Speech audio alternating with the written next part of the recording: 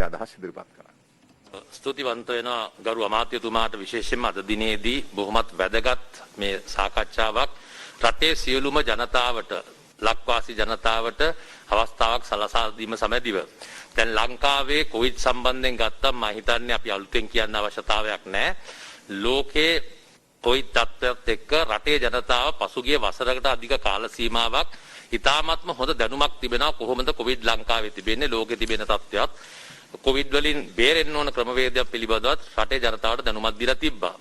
කෙසේ වෙතත් මේ වන විට ගරු අමාත්‍යතුමා කිව්වා වගේ අපේ අසල් වැසිම රටවන ඉන්දියාවේ 3,32,000කට අධික කොවිඩ් ආසාදිතයන් දිනකට හමු වන අවධියක ඒ වගේම 2,000කට අධික සංඛ්‍යාවක් ලිඛිතව දන්නන ආකාරයට 2,000කට අධික සංඛ්‍යාවක් මිය යන ඉන්දියාවේ මිය යන අවධියක ලෝකයේ අනිකුත් ප්‍රධානතම රටවල් ඇමරිකාව තුර්කිය බ්‍රසීලිය ප්‍රංශය වැනි රටවල් වල 50,000ක ඉක්මවා කොවිඩ් ආසාදිතයන් හමු වන අවස්ථාවක ඒ වගේම අපගේ අනිත් ආසියා දකුණු ආසියාවේ රටවල් වලත් එවැනිම ඒ තරම් නොවනවත් ඒ ආකාරයෙන් කොවිඩ් ආසාදිතයන්ගේ ශීඝ්‍ර වර්ධනයක් තිබෙන අවධියක තමයි අපි මේ සම්මුඛ සාකච්ඡාවක් හෙට අද දිනේ රටේ ජාතිය ඉදිරියට කතා කරන්නේ.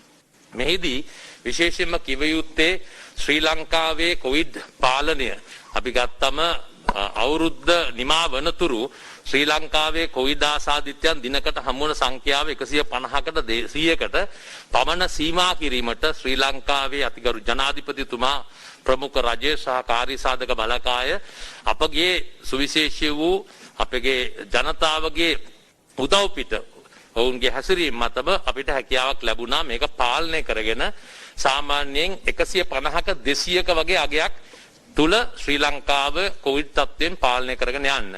නමුත් විශේෂයෙන්ම අලුත් අවුරුද්ද නිමා වීමත් සමගම මෙම සංඛ්‍යාව 17 18 දිනයන්වලදී 300ක වගේ අගයක් ගැනීමට කටයුතු සිද්ධ වුණා. ඊට අමතරව විශේෂයෙන්ම ඊයේ සහ පෙරේදා දිනවලදී පෙරේදා 500 ඉක්මවා ගියා.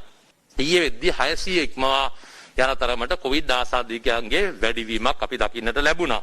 විශේෂයෙන්ම ශ්‍රී ලංකාවේ මේ ආසාදිතයන් හමු වෙද්දී කුලියාපිටිය ගණේවත්ත ඒ වගේම වත්තල දිවුලපිටිය වැනි ප්‍රදේශ වලින් තමයි ශ්‍රී ලංකාවේ මේ කොවිඩ් ආසාදිතයන් බහුතරයක් අපිට සොයා ගැනීමට හැකියාව ලැබුණේ. ඒත් එක්කම නගර අතින් ගත්තම කොළඹ ගම්පහ කුරුණෑගල කළුතර ගාල්ල අනුරාධපුර පුත්තලම යාපනය හම්බන්තොට නුවර තිරිකුණාමැලි වැනි ඒ දිස්ත්‍රික්ක ගත්තම ඒ දිස්ත්‍රික්කවල වැඩි යම්කිසි ආකාරයේ කොවිඩ් ආසාදිතයන් අනිකුත් දිස්ත්‍රික්ක හා සංසන්දනය කළ බලද්දී වැඩි අගයක් ගැනීමට සිද්ධ වුණා මේ පසුගිය දින දෙකේදී සහ ඊට දවසකට ඉස්සෙල්ලා කාලේදී.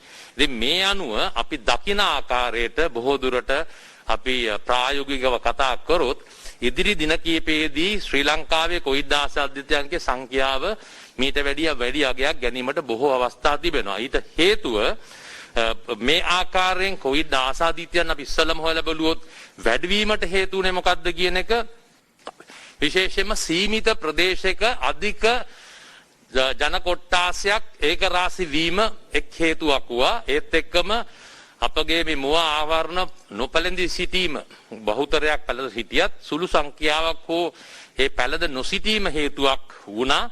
ඒත් එක්කම අර කිව්වොපි අපි හැමදාම පසුගිය වසරකට අධික කාල සීමාවක් කියන ශාරීරික දුරස්ථභාවයන් අපිට රැක ගන්න හැකියාවක් ලැබුණේ නැහැ. අපි තාමත් පැහැදිලිව දැක්කා අලුත් අවුරුදු සමයේදී ගත කරපු කාල සීමාවත් එක්ක බැලුවම.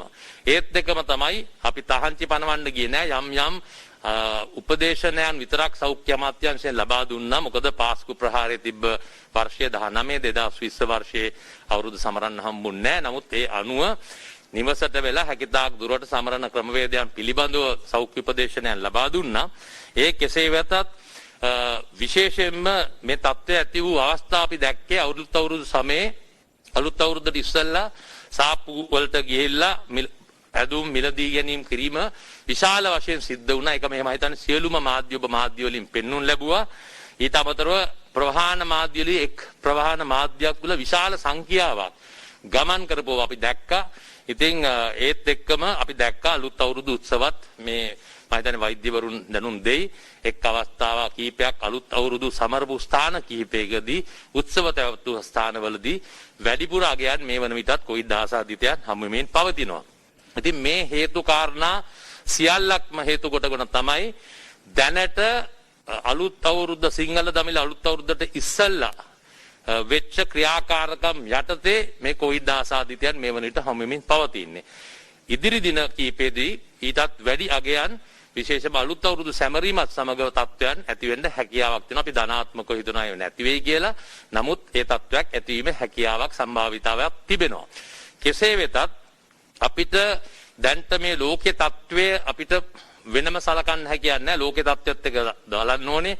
මේක ලෝකයේ අනිකුත් රටවල රිෆ්ලෙක්ෂන් එකක් හැටියට තමයි අපි දකින්නේ මේ පිට රටවල වලින් එන සංඛ්‍යාවන් සෑම දිනකම අධික සංඛ්‍යාවක් සැලකිය යුතු සංඛ්‍යාවක් කොවිඩ් ආසාදීන හමු වෙනවා. ඒ කියලා රජයේ කිසිම අවස්ථාවක පිට රටවල වලින් එන ශ්‍රී ලාංකිකයන් රැගෙනෙම නැවැත්වෙත් නැහැ. අද දිනෙත් 1100කට අධික සංඛ්‍යාවක් ශ්‍රී ලංකාවට පැමිණීමට නියමිතව තිබෙනවා. ඉතින් මේකත් කළමනාකරණගෙන යන අතර අපි කොහොමද මේ ඉදිරියට යන්නේ කියන එක තමයි විශේෂයෙන්ම අද දිනේදී මේ කියන්න අපි බලාපොරොත්තු වෙන්නේ තත්ත්වය පැහැදිලි කිරීමකට. එතකොට මේ කොවිඩ් ආසාදනය වැළැක්වීම සඳහා සුදුසුම ක්‍රියාමාර්ගය වෙන්නේ මේ එන්නත්කරණය. ප්‍රධානතම වශයෙන් එන්නත්කරණය. ඉතින් එන්නත්කරණය අපි මේ වන විටත් ලක්ෂ 9,27,000කට අධික සංඛ්‍යාවක් එන්නත්කරණය කළා තිබෙනවා. ඉතින් එන්නත්කරණය පිළිබඳව සහ එන්නත් අපිට ඉදිරියේදී ලැබීම පිළිබඳව ජනාධිපති ජ්‍යෙෂ්ඨ උපදේශක ගරු ලලිත් විරතුංග මැතිතුමා විසින් සඳහන් කරයි. ඉතින් එන්නත්කරණය පැත්තක තියලා අපි කතා කරොත් ලංකාවේ දැනට අපිට කළ හැකි දේවල් විශේෂයෙන්ම අපි එනවා දැන් මේ සති අන්තයකට දීර්ඝ සති අන්තයකට අපි පැමිණෙමින් සිටින්නේ. හැම පුත්‍රයෙක්ම අහනවා රට ලොක්ඩවුන් කරනවද නැත්නම් වෙනත් නීති පනවනවද කියලා. දැනට අපිට එසේ කිසිදු බලාපොරොත්තුවක් නැහැ. නමුත් අපි මේ අවස්ථාවේදී බුද්ධිමත් ශ්‍රී ලාංකීය ජනතාවගෙන් ඉල්ලා සිටින්නේ හැකිතාක් දුරට මේ මහ ජනතාව එක්රැස් වෙන තැන්වලින් ඒ තැන්වලට එක්රොක් වීමෙන් වළකින්න කියන එක. ඔබට හැකිතාක් දුරට නිවසට වී සිටින්න පුළුවන් කමක් තිබෙනවා නම් මම දන්නවා සතියන්ති උනත් රැකිරක්ෂා වලට යන අයවලුන්ට අමතරව හැකිතාක් දුරට නිවසට වී රැඳී සිටින දීර්ඝ සතියන්තේ ඒ තැන් වලට එක්රොක් වෙන්න එපා. ඒත් එක්කම සංවිධානය කරලා තියෙනවා අපි දන්නවා මේ වෙන විටත් සමහර කණ්ඩායම් විවිධ ආකාරයේ සංවිධානයන් කරලා තිබෙනවා. අලුත් අවුරුද්දේ සමහර උත්සව පවත්වන්න අලුත් අවුරුදු සමරන්න මේ සතියන්තේදී එහෙමත් නැත්නම් චාරිකා යන්න. ඉතින් මෙවැනි සංවිධානය කරලා තියෙන දේවල් තියෙනවා නම් රටේ ජනතාවගේ ආරක්ෂාව වෙනුවෙන් මේ අවස්ථාවේදී මෙවැනි සංවිධානය කරලා තියෙන දේවල් කිරීමෙන් වළකින්න කියන එක ඉතාමත්ම කාරුණික ඉල්ලා සිටිනු ලබනවා. ඒත් එක්කම තමයි අපි සෑමදාම කිව්වා මේ මුව ආවරණයක් පළඳින්න කියන එක. අපේ රටේ ජනතාව බහුතරයක් මේ ආකාරයෙන් පළඳින්නේ නැතුව නේ පළඳිනවා. නමුත් ප්‍රශ්නේ වෙලා තියෙන අපි ප්‍රායෝගිකව දකිනවා බොහෝ අයවලුන් මේ අපි මේ කතා කරද්දි මේ කතා කරන්නේ නැතුව මේක පල්ලෙහාට දාලා දෙන්නෙක් අතර සංවාදයක් පවත්වගෙන යන තත්ත්වයන් තමයි ඇති වෙන්නේ. ඉතින් අපිට අපගේ විශේෂඥ වෛද්‍යවරේ මහාචාර්ය නීලිකා මලවිගේ මහත්මිය මෙහිදී සඳහන් කරයි මේ තත්ත්වයේදී දැනට තිබෙන කොවිඩ් ප්‍රභේදයන් එක්ක ඇති විය හැකි තත්ත්වයන් මොකක්ද කියලා මේ ආකාරයෙන් පල්ලෙහාට දාගැනීමේදී වෙන තත්ත්වයක්. ඉතින් ඊට අමතරව තමයි අපි හැමදාම කතා කරන මේ දුරස්ත භාවයන් සමැදිව ඒ තත්ත්වයන් පවත්වාගෙන යා යුතුවම තිබෙනවා. ඒත් එක්ක අපි ඉල්ලා සිටිනවා මේ සතියන්තයත් එක්ක හමු වෙනවා.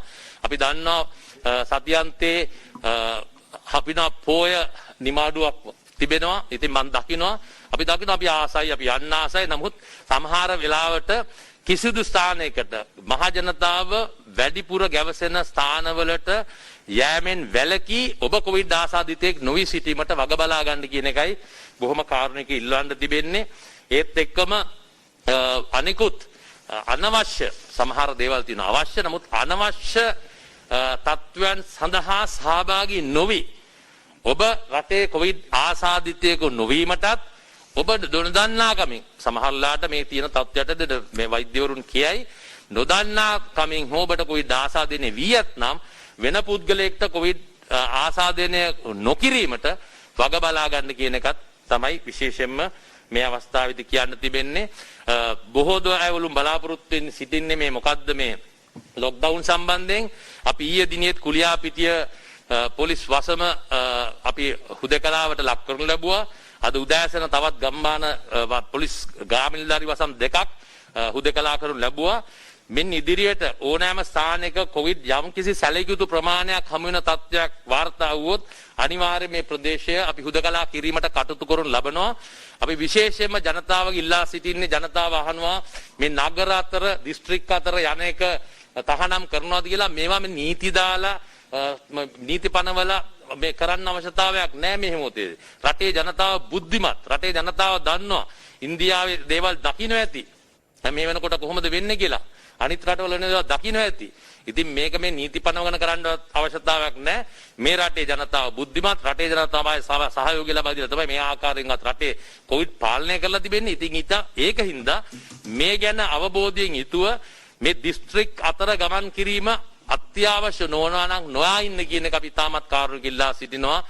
මේ කාල සීමාවේදී විශේෂයෙන්ම මේ සතියාන්තය සහ ඉදිරියට එන කාල සීමාවේදී මම හිතන්නේ විශේෂයෙන්ම මින් ඉදිරියට මේ සම්බන්ධව ඒ කොවිඩ් ආසාදනය වීම සහ අපි ප්‍රථමයෙන්ම මේ එන්නත් කරන පිළිබඳව කතා කිරීමට ප්‍රථම නීලිකා මලවිගේ අපේ මහාචාර්ය තුමිය කියයි අදට තිබෙන කොවිඩ් ආසාදිතයන් හමු වෙන තත්වයන් සහ ඒට ප්‍රධානතම හේතු වන කාරණා පිළිබඳව මම හිතන්නේ තුමිය විසින් පැහැදිලි කිරීමක් කරයි.